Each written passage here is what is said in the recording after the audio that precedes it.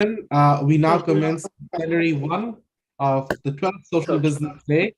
Uh, the title of the session is Urgency for Building a New Civilization by Building a 3.0 World at the backdrop of three of the greatest threats facing contemporary civilization, which is environmental degradation, wealth concentration, and massive unemployment. It gives me great pleasure to introduce to you James Xiao, who's an international broadcaster and host of the China Current, a digital platform that explores the relationship between humanity and our future. James has formerly served as UNAIDS Goodwill Ambassador. In 2006, he was appointed as Goodwill Ambassador for SDGs and Health at the WHO. James is widely known for his interviews with leaders from multidisciplinary backgrounds, such as Nobel Peace Prize laureate Kofi Annan, Muhammad Yunus, and Jimmy Carter. James, we request you to take the floor, introduce the speakers, the interpreters, and of course, track your session time accordingly. James, over to you. Thank you. Thank you very much, Prometheus, and thank you so much to everybody who joins us here at this Social Business Day, and especially to our host, our gathering point, Professor Muhammad Yunus, who always brings the world wherever he travels. And today we travel also to parts of Africa. I know that students over at Kampala University, at Kampala International University, are joining us here as part of the physical audience. Well, welcome to everybody. As Prometheus says, we're talking about building a new civilization. And after the opening ceremony, we're going to build further on that with Plenary 1, where we talk about the urgency for building that new civilization that we envisage in our minds by building a world of 3 zeros, which Professor Yunus wrote so much about in his book in 2017. In addition to Professor Yunus, we are also delighted to be joined here on this panel by Mr. Vicente Fox Quesada, who was president of Mexico from 2000 to 2006 and continues to use his leadership to encourage leadership in new generations and including new opportunities for everybody, especially but not limited to Mexico. President Fox, thank you very much for joining us. And thank you also to Minister Silva, who is known not only in Brazil, her country, but also throughout the work for the pioneering work that she has achieved and continues to commit her life to on the environment and also in academia. She has an extraordinary personal story, which we'll dip into a little bit later. But we want to thank Minister Silva for joining us and also translating for her today, Luciano Gegel as well. And last but not least, we have an old friend to many of us here, Lily Cole, who joins us over from Europe. Lily is a filmmaker, an actor, and an activist, and also an author. She wrote the book, Who Cares Wins, that looks at the interaction between business and the transparency and openness of that as a solution to the climate issues that we're facing all around the world today. We'll get to meet the speakers very shortly in more detail, but as we said, we're talking about the urgency for building a new civilization. And of course, when we talk about 3 zeros, I can't help but think that we're talking about this world of 3 zeros that Muhammad Yunus wrote about, a new economics of zero poverty, zero unemployment, and zero net carbon emissions. We're 5 years on from that book, but Professor Yunus, perhaps you can start off by telling us in just a few sentences, what's on your mind when you think about the state of the world today?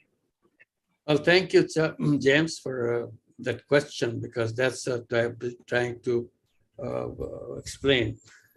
So the pandemic, plus the global warming and the wealth concentration and unemployment, which has existed and getting worse every day, pandemic and made it, the whole thing, worse than before.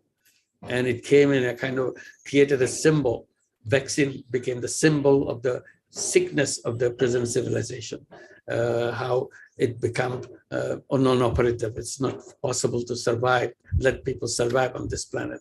And on top of this, now we have the Ukraine war and make the poor people poorer again. And pandemic has pushed down the poor people. Now Ukraine war pushed down another round of that, and also creates a massive problem for the whole world in not only just on inflation and the shortage of food and so on, and also the whole global warming. We are pushed into, the world is pushed into fossil fuel back again. Whatever fossil fuel they're trying to get out, now they're pushed back into the fossil fuel in the direction of making global warming worse. So I'm saying that the combination of all this created a kind of a situation where all the concentration has taken place where it's impossible to survive in this planet anymore. So we have come to the last stage of our survival. Human beings probably will become the most endangered species on this planet right now because of that.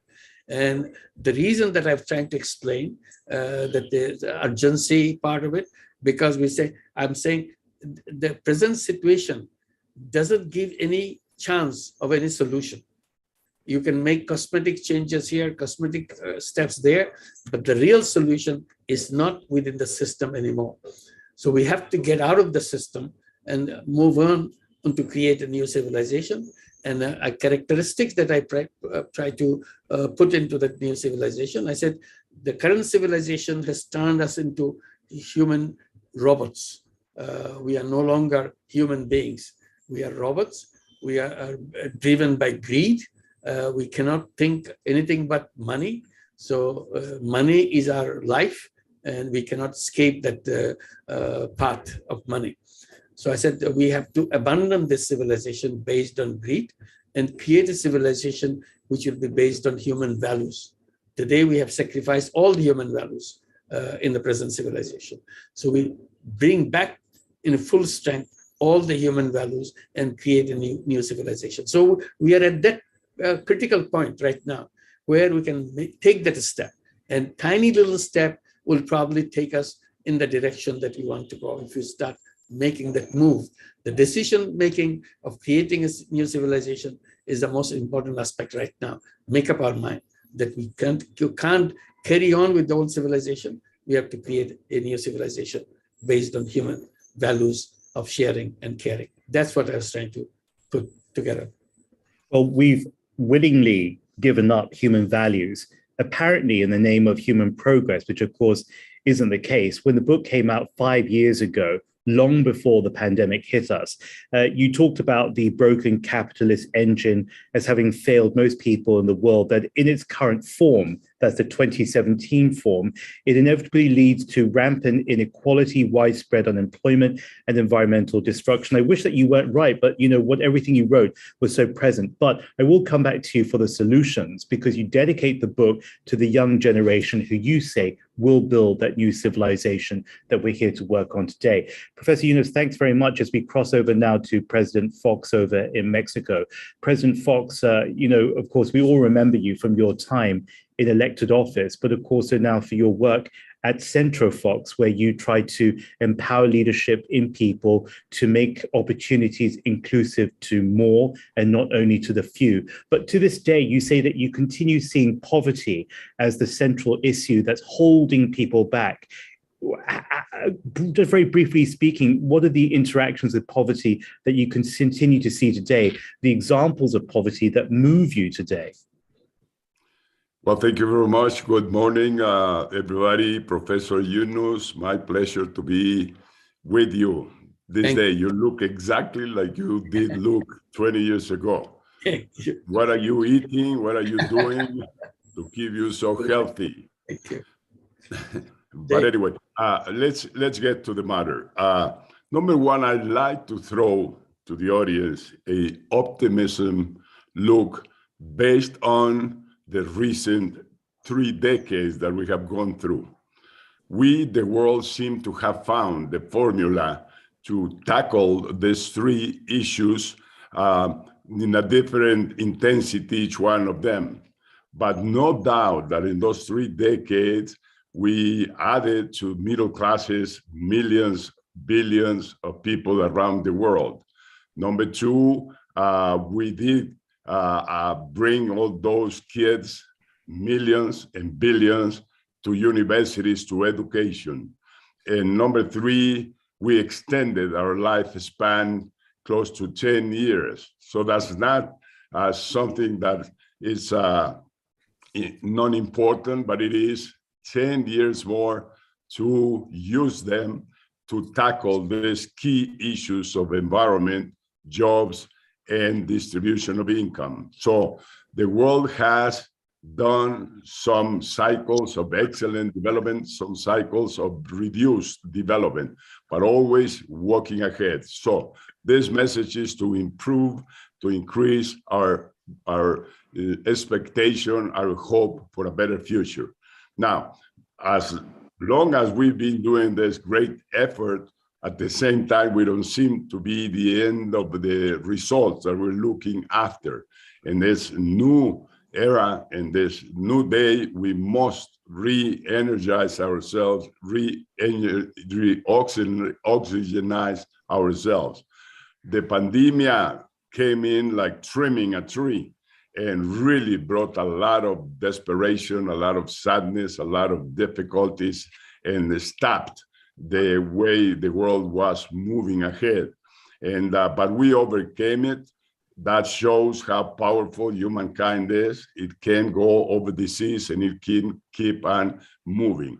Now, the case of poverty, I don't see any other way of solving that problem than through increasing wealth, provoking wealth. And this is done by people that is dedicated to that in governments or in businesses to increase wealth. When we increase wealth, many times it's not shared with others. Unfortunately, many other times it's pretty well shared.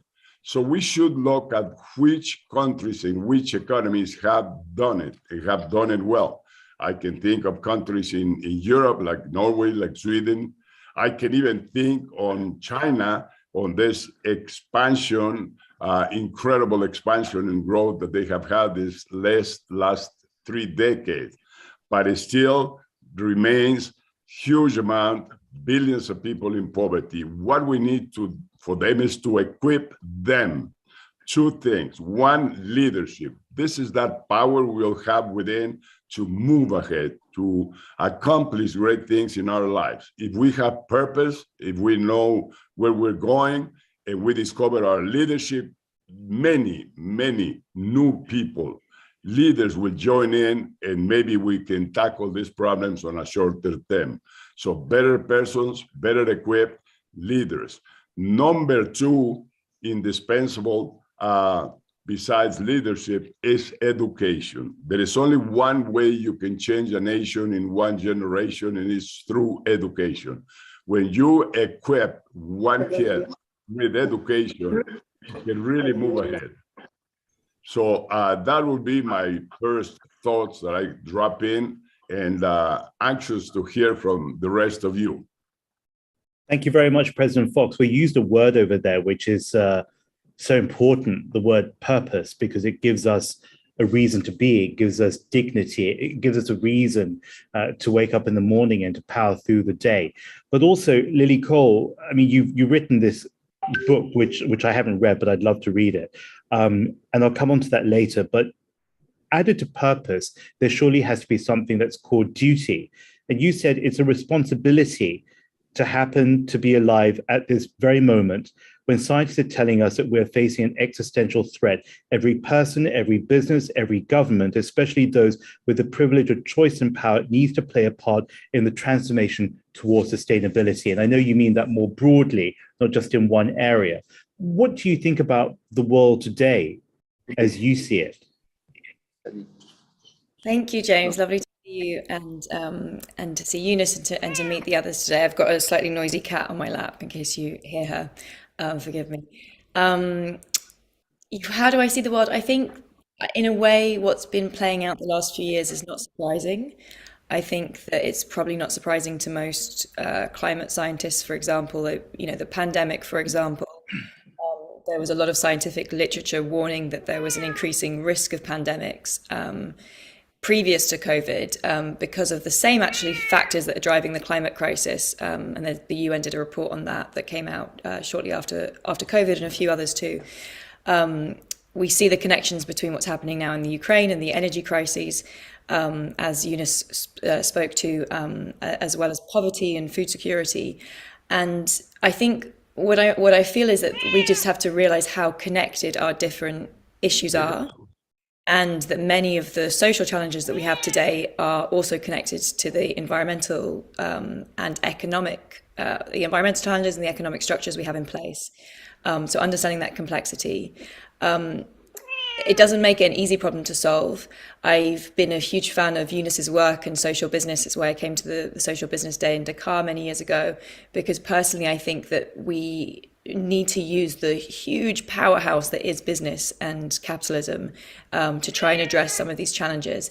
And I think too often there is a gap in the kind of mainstream political imagination between the need for kind of, you know, socialism and government to be solving problems through bigger states versus letting, you know, the kind of philanthropy space. And I'm personally more interested in like using capitalism. So agreeing that capitalism is a really powerful system and can be very effective, but that it needs to have purpose, it needs to have values, as Yunus spoke to, it needs to have values baked into it, and we need more transparency to know whether those values are actually being delivered upon or if it's just greenwashing. And so increasingly I've been working with the UNECE, looking at how technology can help us understand how supply chains are working, what businesses are actually doing, so we can push against greenwashing. Thank you very much, Lily. May I now turn to Minister Marina Silva, who was born into a community of rubber tappers, one of 11 children in her family, and the first person from that community to be elected to the Federal Senate. She, of course, as we all know, went on to serve as Minister of the Environment and also ran for president. She's recognized all over the world for her very, very important work that continues to this day. Minister Silva, I know that you prepared a few comments for us.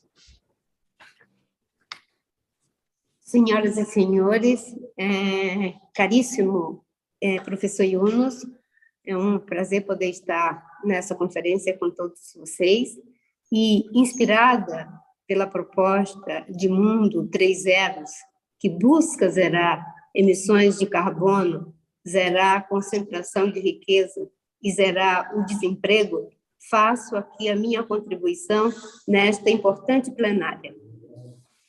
Professor Yunus, good morning from Brazil. Hello, President Fox, Lily Cole. It's a pleasure, it's an honor for me to be here. Inspired by the proposition of the world of 3 zeros that aims to zero out the carbon emissions, the excessive wealth concentration, and to zero out unemployment, I here make my contribution. O mundo precisa zerar suas dívidas ambientais, econômicas, sociais, para, a partir daí, poder dar curso a um novo ciclo de prosperidade que seja capaz de preservar as condições que geraram e que sustentam a vida na Terra. The world needs to redeem its environmental, economic, and social debts, so that from this start, a new cycle of prosperity would be capable of preserving the conditions that will generate the sustainable life on Earth. Que nesse ciclo haja o estabelecimento de novas formas de relações entre as pessoas, com a natureza e consigo mesmas, e que tais relações sejam possibilitadoras desse novo ciclo de prosperidade. May this cycle display the agreement of new ways of connections between people, nature, and with their own selves. Therefore, those connections will be enablers of this new cycle of prosperity. E também que seja um ciclo com democracia, justiça climática e social, respeito à sociobiodiversidade e o desenvolvimento econômico sustentável. May this also be a cycle of democracy, climatic and social justice, respect to social biodiversity and sustainable economic development. Chamo a atenção quanto à sociobiodiversidade sobre o importante papel ambiental e cultural dos povos originários que em meu país tem sido desvalorizado e os povos atacados de forma genocida, como demonstrou o recente assassinato de Dom Felipe e do indigenista Bruno Pereira. May I accentuate social biodiversity, the importance of the environmental and cultural role of the native people of my country and other countries, that in my country have been devalued and assaulted in a genocide way, as shown in the recent murders of the journalist Don Phillips and the indigenist Bruno Pereira. A crise climática é o nosso desafio atual inarredável e diz respeito a todas as sociedades do planeta. The climate crisis is our current unstoppable challenge, referring to all the societies of the planet. A soma da perda de biodiversidade, a contaminação de solos e água e o impacto avassalador no sistema climático do planeta é o que nos faz perguntas a exigir respostas do tamanho desses problemas na definição de novos modelos para produzir e consumir, passando por repensar todo o processo de produção e distribuição de mercadorias em escala planetária. The sum of biodiversity loss, contamination of soil and water represent an overwhelming impact on the planet's climate system.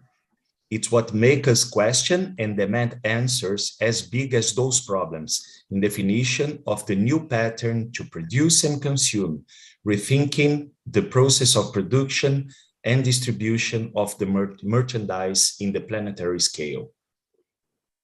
Para superar esse modelo, é sim necessária a desconcentração das riquezas, o que é um desafio multidimensional, cultural, ético, econômico e político. To overcome this pattern, it is necessary to reduce the wealth concentration, which is certainly a multidimensional challenge, cultural, ethical, economical, and political. É preciso reverter a noção de infinitude do que é explorável e colocar esse horizonte como condição de continuidade da vida na Terra. It is necessary to revert the idea of infinitude of what is exploitable and put this horizon as a demand of continuity of life on Earth. É preciso convencer a todos que a atual distribuição da capacidade econômica não permite vida digna para 1,3 bilhão de pessoas que vivem em situação de pobreza multidimensional, conforme dados do PNUD, e humilha, com a fome, 733 milhões de pessoas que vivem na pobreza extrema, com menos de $1,25 por dia, conforme dados do Banco Mundial, onde cerca de 33 milhões dessa vergonhosa cifra vivem em meu país. It is necessary to convince all that the current distribution of wealth does not allow a dignified life for more than 1 billion of people in the earth that live in multidimensional poverty, according to data from UNDP, and humiliates with the hunger of more than 700 million people that live in the extreme poverty with less than $1.25 per day, according to that of the World Bank. Brazil contributes with 33 million of this shameful number.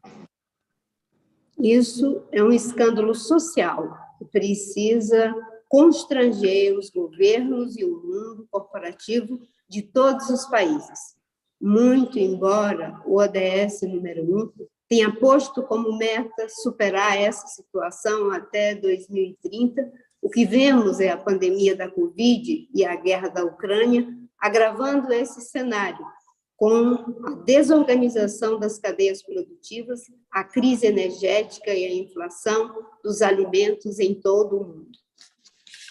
This is a social scandal and needs to constrain governments and the corporate world of all the countries.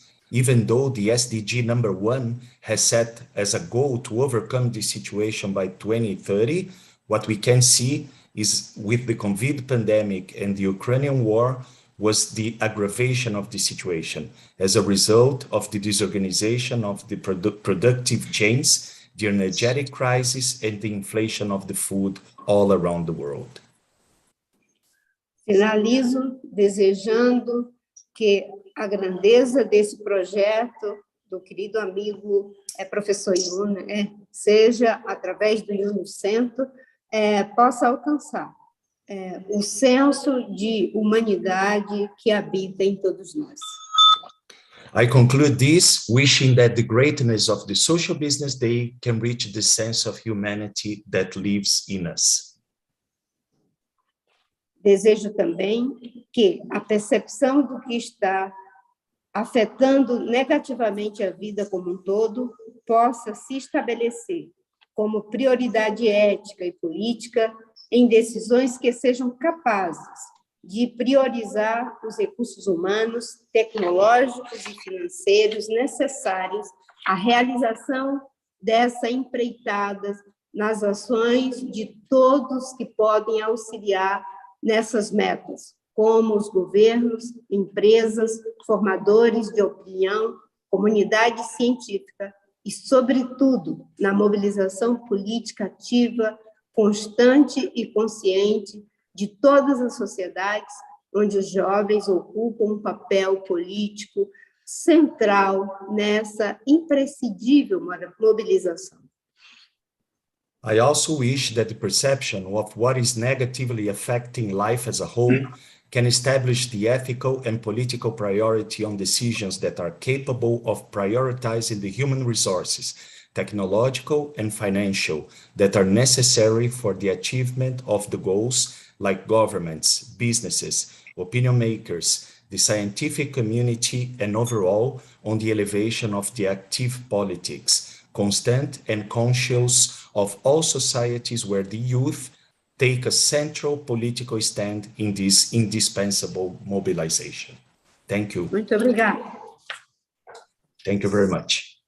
Thank you very much, Minister Silva, and thank you also to Luciana Gugel for translating for the Minister just there. I think we need a little bit of a time to reflect on what the Minister said just there. But we're talking about building and rebuilding urgently. And Lily, you had said before that we are the ancestors of our future. The choices that we make now and the actions that we take today will define and transform future generations. Perhaps I'll throw this question first to President Fox. What if we don't have time for those generations? What if we don't have time to see the fruits of those actions take hold? What do you do? And you did talk about how education is the most powerful tool of transformation in a single generation. But with the world currently trying to cope with a string of interconnected crises and the combination impact that comes from that, what do you do in the short term? And what can people take away who are watching this webinar?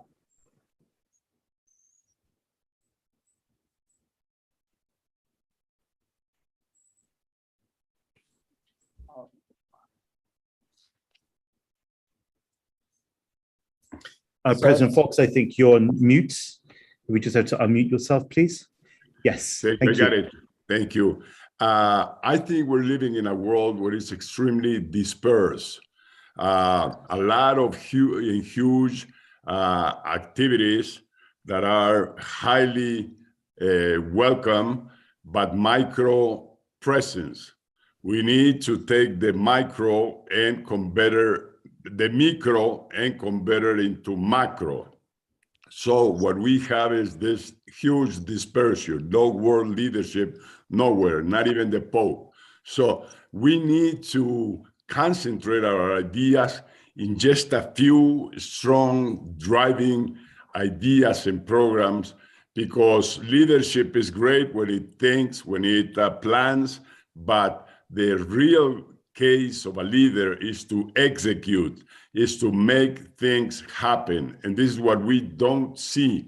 And that's why exercises like this one we're doing here are mostly welcome, but let's not stop on the words only, on the exchange of ideas, on the planning, on the discussion of what we see wrong. What we need is to come to action, to make things happen.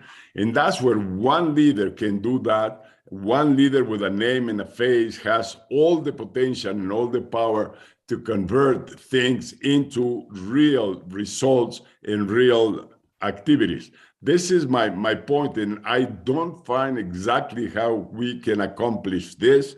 United Nations is almost dead. Nobody hears about it. In the pandemic, they just gave figures and they just gave information, but we couldn't tackle the problem of medicine, the problem of solving the health of so many billions of people. So my point is, again, we need to tackle these things consistently, and one of them is growth.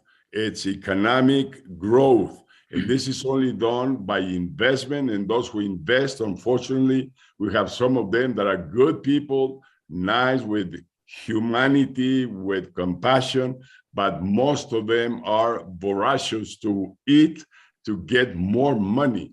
So education, even the educated, will be a good way to approach this. And maybe we need to reach a point where crisis is so deep that we will be forced to act and save the world. Well, Lily, do you think that the crisis is big enough? Because, going through the pandemic, we thought that was what was going to tip the world over, and it did not, because people simply went back to their normality. I think that the call during the pandemic from people, especially like Professor Yunus, was to reject the engine of the past, to create something new and not to return to how it was before, because that was what was brought us to that point in the first place. I mean, you've looked at problems across the board, and now, of course, we have Ukraine and the people of Ukraine foremost in our minds. You looked at the climate crisis, mass extinctions, political polarization, and of course, extreme inequality, and all that is captured in your book. Not only from the people that you spent time speaking to and interviewing, but also from your own insight, your own thought leadership. You've been talking about business as a possible answer. And also, can you then build onto that some advice on how to build a movement of people where global citizens feel proud to be part of the planet, but also do something about that? Thank you, James. President Fox's point that there are good investors and bad investors, I think, speaks well to the fact that there's an intersection there between humans that bring their own values that we need a value shift in, and the systems that we use. And right now, the mainstream system is a global system of capitalism. For me personally, I'm hopeful that we can have a kind of collective consciousness shift in values, but I don't know if that's going to happen in time to meet the crises that are unfolding almost kind of weekly, monthly at this point on the world today. And so I personally think that actually we need more regulation. So we need governments to play a role in moving business and in moving capitalism towards being the answer to problems rather than oftentimes being the cause of problems. And actually it's interesting having Marina Silva here today, because one of the first examples of this I looked at was with WWF in the Amazon, looking at the wild rubber trade and how there are trades that in the Amazon, for example, that would economically incentivize people to protect the rainforest, rather than right now all the economic incentives encourage people to destroy the rainforest. And so I guess what I'm trying to say is not that I think that business and capitalism is like the perfect system, but I'm just very pragmatic that it's the dominant system today and that we don't have much time. And so let's use this dominant system and kind of create the right incentives. And I think those incentives can be regulation from governments. It can be consumer voices. And I think that's where the citizen part is really important, that as consumers and customers and citizens say, we don't want to buy from companies that are deforesting the Amazon, that will then create the right incentives to stop business from creating problems like deforestation of the Amazon. So yeah, I look a lot in my book at citizen action and how, as individuals and as communities with interacting in the system, our voice can be bigger than just our political vote if we live in a democracy, and our voice can be spoken every single day in the conversations we have, the information we share, and also in the companies that we buy or we don't buy into, so through our consumer purchasing pattern. Thank you, Lily. Professor Yunus, the last thing that Lily said reminds me of what Kofi Annan was speaking about in the weeks leading up to the Paris Climate Conference in late 2015, I think it was, in December 2015, where he talked about how consumers had the power to vote with their wallets, the point that she brought up just there. But what's your reaction to the call for more meaningful engagement from government at a time when trust in government is at new lows in some communities, at a time when coming out of a pandemic, maybe people have turned to their government and see that and have held them responsible for the deaths or the unequal access to health and medicines where they live. Do you think people are ready for governments to play a bigger role or a different kind of role? First of all, I try to emphasize the space, time that available for our survival is extremely limited. If you don't act in very quickly, urgency is not put into the action, we have no chance. So that urgency piece has to be built in a very strong way. When you have urgency, many of the details of controversies and things disappear because you focus on the broad picture, the right picture, the one that will save us. Like when the house is on fire, you're not debating on which is the entry point, which is the door, which is the window that you enter. You get anything done, you must stop the fire. That's it. So the broad picture has to emerge. So urgency piece is the global picture that everywhere, the government, the international bodies, United Nations, wherever broader communities are involved, they will be working on that broader picture, urgency picture, and make people believe that this is coming for sure. This is not a speech competition or something like a debate competition. It is a real thing, and we don't have much time. We have to act very quickly. This is one part, the global part. The other part that I'm encouraging, what comes to close to what Lily has been saying, I first say create a world of 3 zeros. That's a goal that we have to have, that we go into that direction, create a world of 3 zeros, 0 net carbon emission, 0 wealth concentration, 0 unemployment. These are the 3 zeros that we want to see. And if you make up our mind, these 3 zeros, action becomes very clear. We have to build new roads to go to this new destination. That part is understandable. But how do we make it? 3 zero, easy to say, but how do you implement it? So I break it down in tiny pieces. That's where I started talking to the young people. I said, you are the one who can save the planet right now. Yeah, to go to the young people, saying that you create a 3-0 club. 5 young people get together and create a 3-0 club.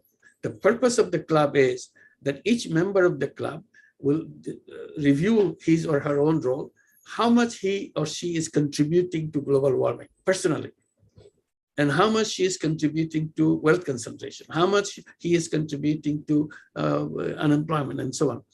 And once you figure it out, then first decision is, I'll reduce my contribution right away. So whatever, 5%, 10%, 15%, whatever. So the first action to reduce my contribution in every single way, and the global warming and other things. And then gradually aim it, make it 0 contribution. So I start with a small reduction and come all the way to 0 point. So I become, I have 0 contribution to global warming personally. I don't use fossil fuel. If I did, I will reduce it and then gradually bring it to 0. I do not eat meat because meat is something which is contributing to the global warming. So I reduce, this is my personal thing. And similarly for wealth concentration, that I do not contribute to wealth concentration. Ultimate goal is to I become a 3-0 person. If I can become a 3-0 person and my friends in the club, other 4 members, so we all become 3-0 persons and we become a 3-0 club. And then we encourage others to participate in that, create those clubs, interact with each other, networking with each other, show how we are doing it. And that will impact in the business and everything. Because if I don't consume, business had no room for sell anything because I decided not to consume. If I don't eat meat, meat industry is over. If I don't use fossil fuel industry is over. So this is personal thing that I can make that decision and make it happen. So gradually from 30 person, we create 30 families, 30 neighborhoods, 30 cities, 30 countries, and so on and so forth. Because people is the key. If you can get to the people to make decisions in making things happen, that's the way it will happen. So, and that creates a consciousness that what is it that we must do so that we can save ourselves, our generation, and make sure our next generation has a happier life, safer life, than riskier life, and facing uncertainty of survival. So this is very clear when you start doing it yourself. So I'm aiming at 30 clubs. I'm very happy that young people are responding. They're creating 30 clubs around the world. And this message is being discussed among themselves. And they don't wait for somebody else to tell them. They know enough of the global warming right now and about the wealth concentration right now. So they understand that. So how to make that happen. So this is the direction that I try to push, that ultimately it us as individuals to make the change happen. That's very interesting about what you're saying around citizen participation. I'd like to extend that with Minister Silva now. Minister, you spoke very movingly about the future of humanity, and in your speech you raised many important issues, also highlighting the moral debt that we, humanity, have to the planet on which we are the guests. What one action point can you provide that will allow us to be that 30 club member? I mean, Professor Yunus said his personal commitment is around not eating meat and not using fossil fuels, for example. And also, could you draw a little bit more on your own experiences as a woman from different communities and a diverse background who overcame multiple barriers, including health barriers, economic barriers, social barriers? How does it actually work? James, let me try to translate here. Marina, o James diz o seguinte, que você fez comentário muito importante, muito profundo a respeito da nossa dívida moral que nós temos com a humanidade. Ele gostaria de saber qual que você recomendaria como ponto de ação principal, seja para os jovens ou para os mais velhos, que a gente pode mover na direção de resgatar essa nossa dívida moral. E ele também pede para que você faça comentário a respeito da sua história de vida, porque você nos deixa testamento de que o impossível é possível. E as barreiras que você venceu na vida, sejam elas econômicas, de saúde e etc., como é que você deixa isso como legado, uma mensagem para a nossa plateia? Obrigada pela pergunta.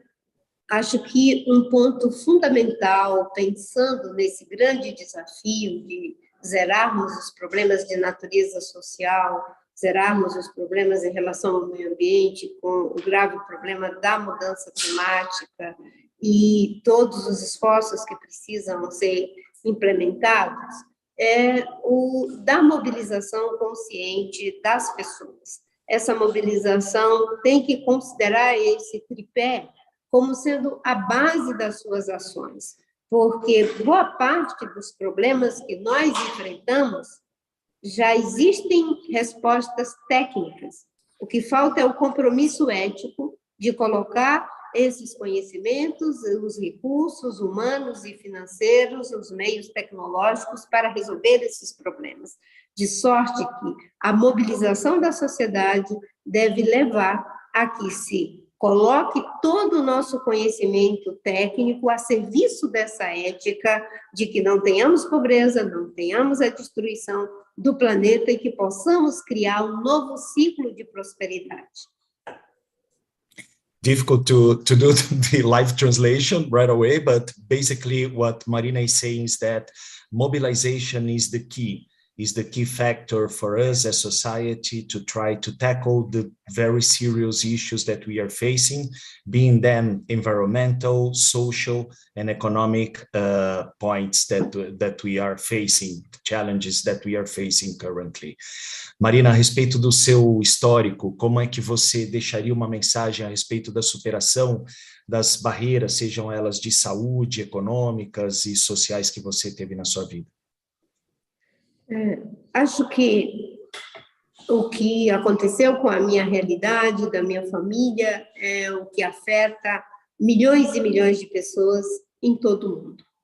E, obviamente, que é muito importante que, ao lado de políticas públicas que possam superar essas desigualdades, que, diante das dificuldades, tenhamos uma posição de persistência.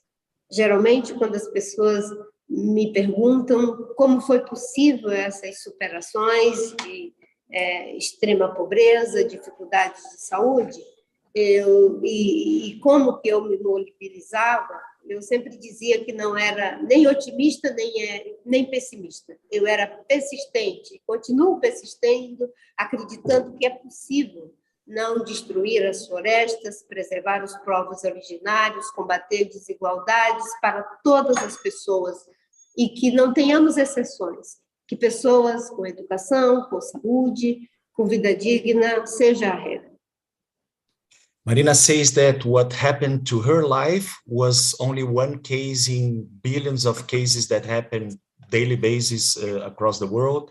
So, and the factor that she used it throughout her life to overcome all the difficulties that she has faced was persistence. Being a persistent person was the main factor for her to thrive and to expand the mission and the words that as she said, preserving the forest, reducing social inequalities and fighting poverty is their mission, and she only thrived to pursue this mission forward through persistence. So she's advising people to be persistent and not give up. If I may say, Minister Silva, your extraordinary life is testament that the seemingly impossible is indeed possible. Thank you very much for joining us, to Minister Marina Silva, of course, to our host, Professor Mohammed Yunus, to President Vicente Fox, who joins us over from Mexico, and also to Lily Collin, from me, James Xiao. Thank you very much to all the audience. I can see that you're leaving us lots of questions and insights and thoughts. Please hold on to that and bring it into the next session, where we'll continue talking about building a new civilization together. Thank you. Thank you very much, James. If I could please request James and all the other panelists to please stay on for just another 30 seconds for a photo opportunity. Tech team, over to you, please. If I could please request all the panelists to please turn on your cameras, and the tech team can get a photograph.